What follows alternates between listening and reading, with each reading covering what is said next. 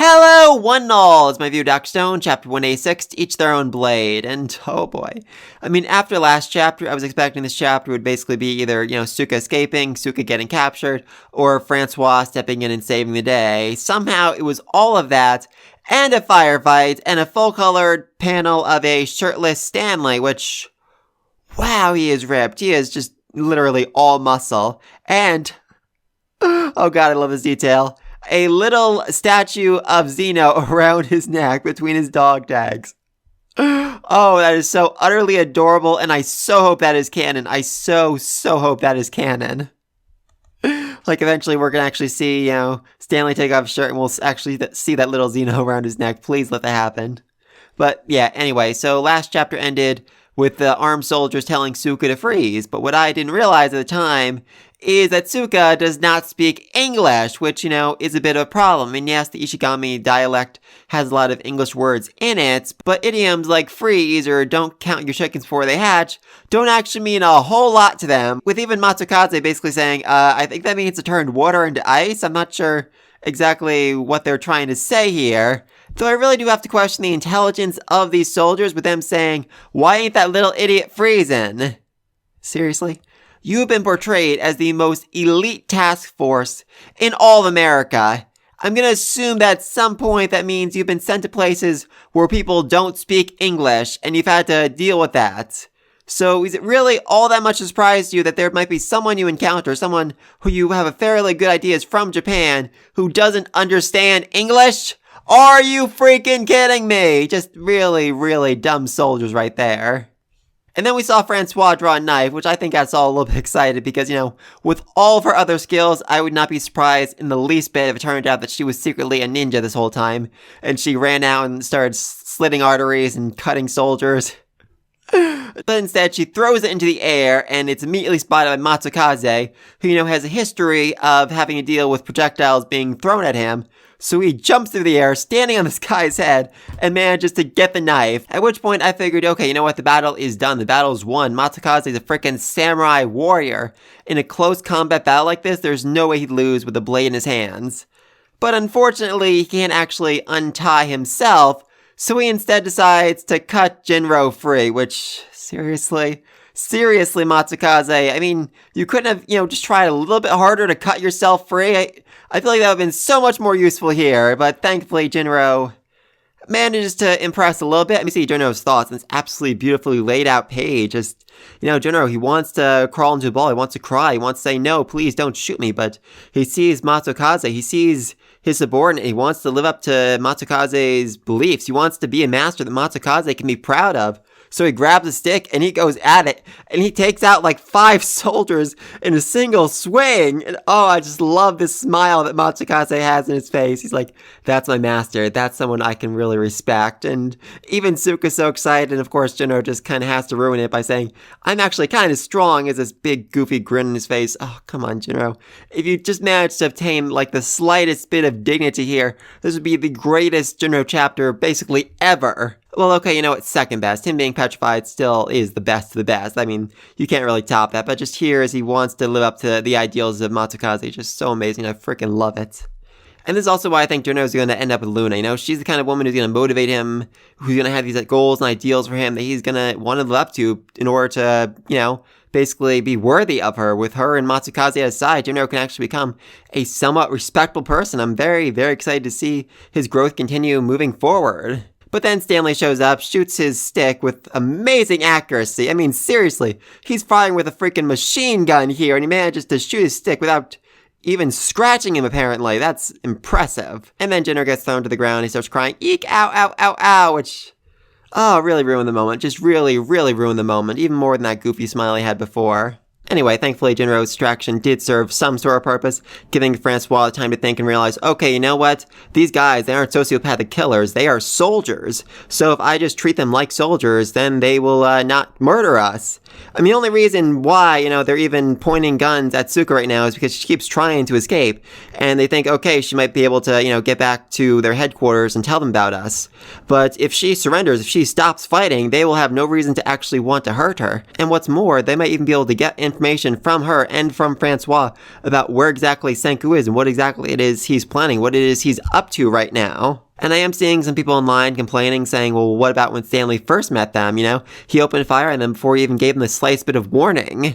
I mean, that is true, but it should also be noted Stanley is a freaking sniper. His accuracy is truly, truly terrifying, even with a machine gun, and yet when he fired on them back then, he did not hurt a single person. There was not a single scratch, single cut on any of them, meaning that Stanley was basically firing away from them, firing around them as basically a warning to show them, okay, listen up, we are super strong, we have a bunch of guns and weapons and ammunition, we can use them, so you should basically surrender and serve us instead.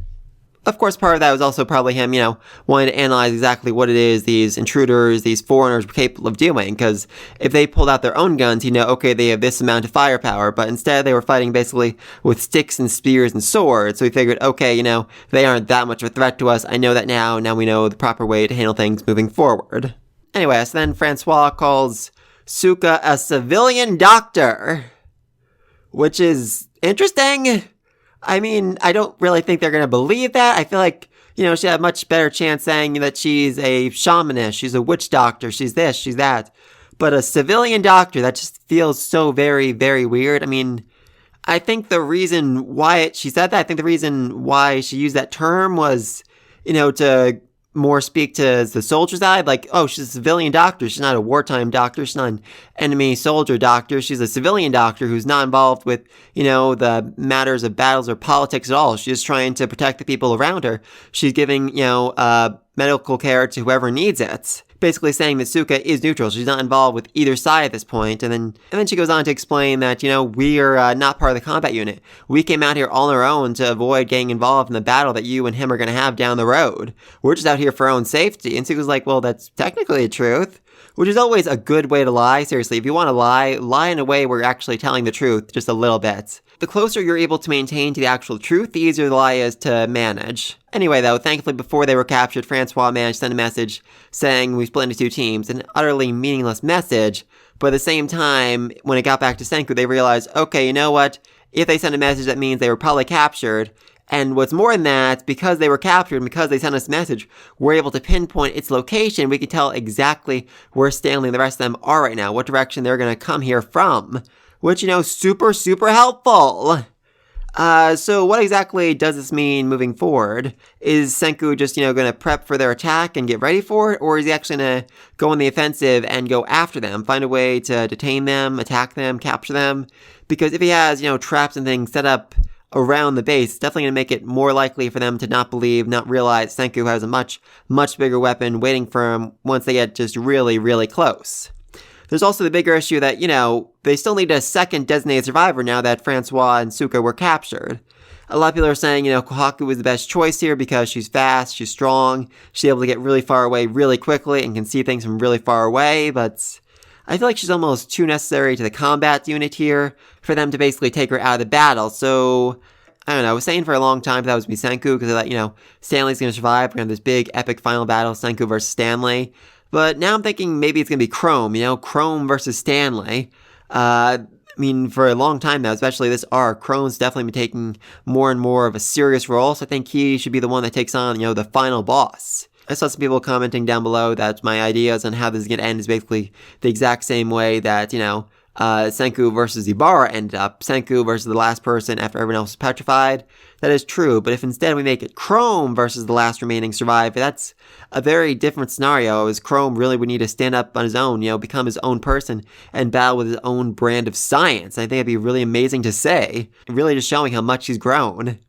It was said long, long time ago that the person that goes up in the rocket is going to be the world's best scientist, and it's looking more and more like that might be Chrome instead of Senku, but I don't know. I definitely think that by the end of the series, Senku is going to need to go up into space. That was his big goal, his big dream, to go to the moon, so I find that very unlikely. Also, if Senku isn't the designated survivor, then that means, he's going to get petrified, and then he's going to lose his crack marks, which a lot of people are saying just won't happen to him. They just don't see it as actually happening, so I'm not sure about that. I mean, he could always paint it back on, but still, it just wouldn't be the same.